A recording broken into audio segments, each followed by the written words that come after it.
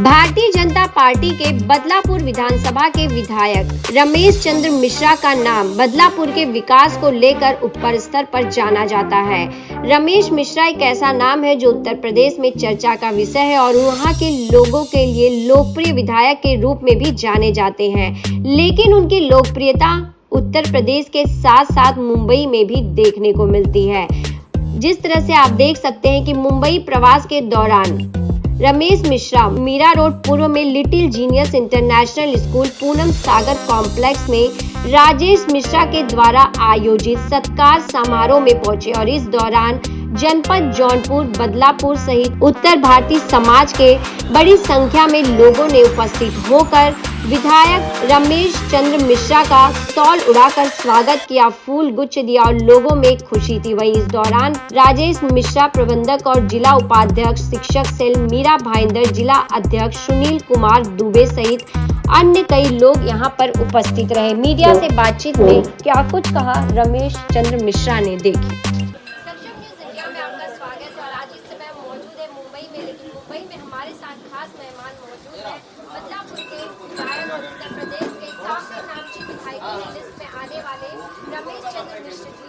तो रमेश जी, क्या कहना चाहेंगे कि हर साल गणपति बाबा के दर्शन के लिए आप मुंबई पहुंचते हैं और आज एक बार फिर आप मुंबई पहुंच चुके हैं। कहाँ कहाँ आपका दर्शन हुआ, भगवान से आशीर्वाद के लिए क्या माना, क्योंकि लोगों ने जो आपकी लोकप्रियता है वो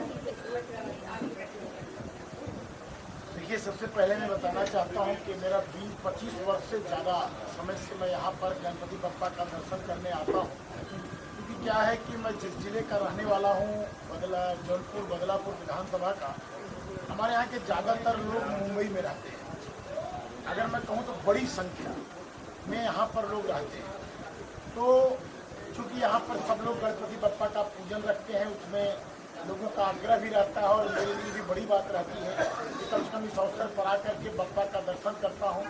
हमारे कई ऐसे मित्र हैं, कई ऐसे दोस्त हैं, कई ऐसे क्षेत्र के लोग हैं जिनके घरों पर जाकर के पूजन अर्चन के साथ साथ लाल बाग राजा का दर्शन करना, उसके साथ साथ सिद्धि विनायक का दर्शन करना, मुंबा देवी का दर्शन करना, लक्ष्मी माँ का दर्शन करना, शिरडी साईनाथ का दर्शन करना, त्र्यंबकेश्वर का दर्शन करना, ये प्रतिवर्ष ये हमारे शेड्यूल जैसा बन गया है।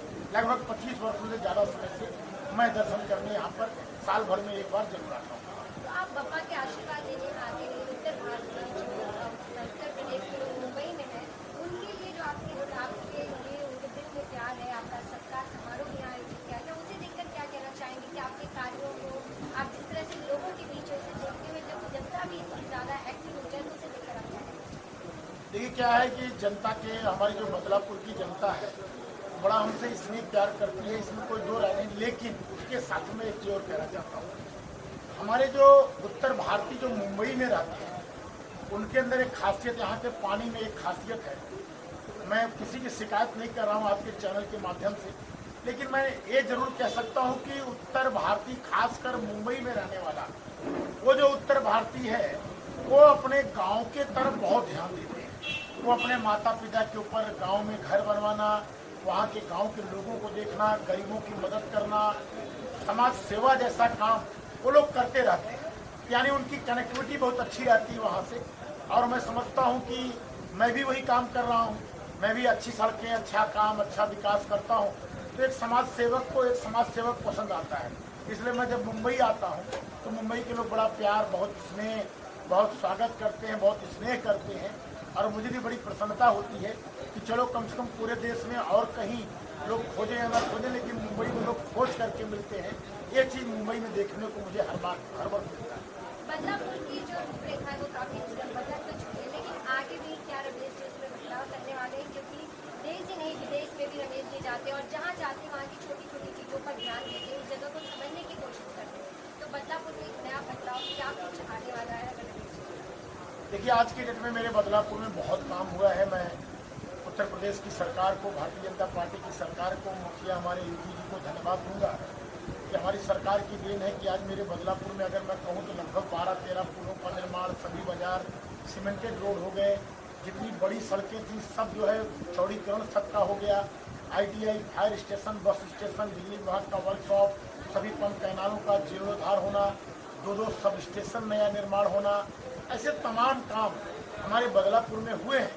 तो मैं अगर कहूँ तो जो हमारा 2-2.5 साल का कार्यकाल बचा है, मेरा एक तो लक्ष्य है कि जो काम मैंने शुरुआत करी है उस कार्य को मैं पूर्ण करा दूँ, और पूर्ण कराने के बाद जो हमारे गांव की कनेक्टिविटी है वहाँ हम गांव में सुविधा दे सकें, चाहे स्वास्थ्य की, चाहे बच्चों के खेल के लिए, चाहे आंगनबाड़ी केंद्र के माध्यम से, चाहे पंचायत भवन के माध्यम से, चाहे सुंदर तालाबों के माध्यम से, चाहे वहाँ गांव तक जाने वाली कनेक्टिविटी मार्गों को।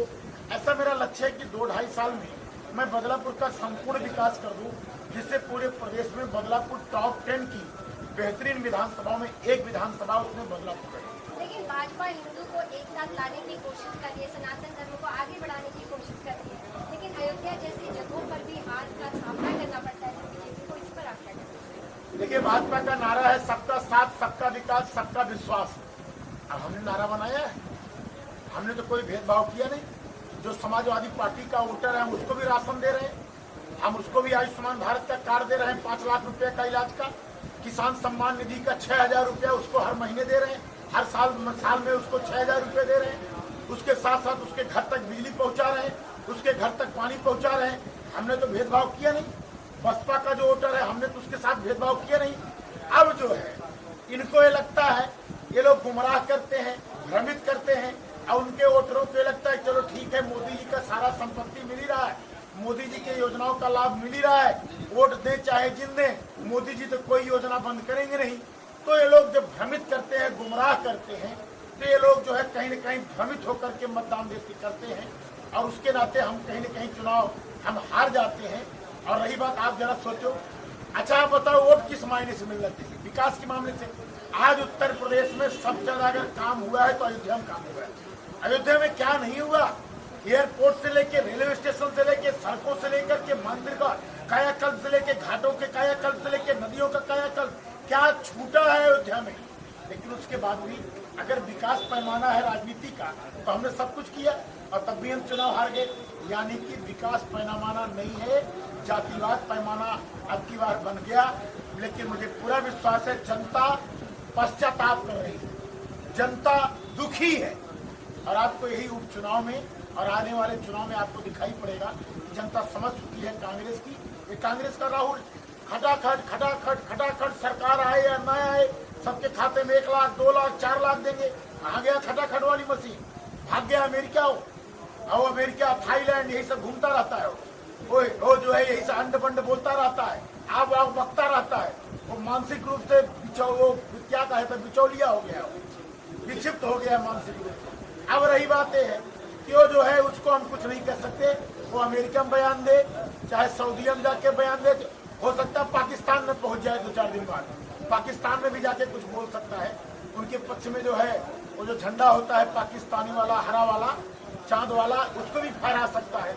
वो देखिए मानसिक विक्षुब्ध है, उनके बारे में कुछ नहीं।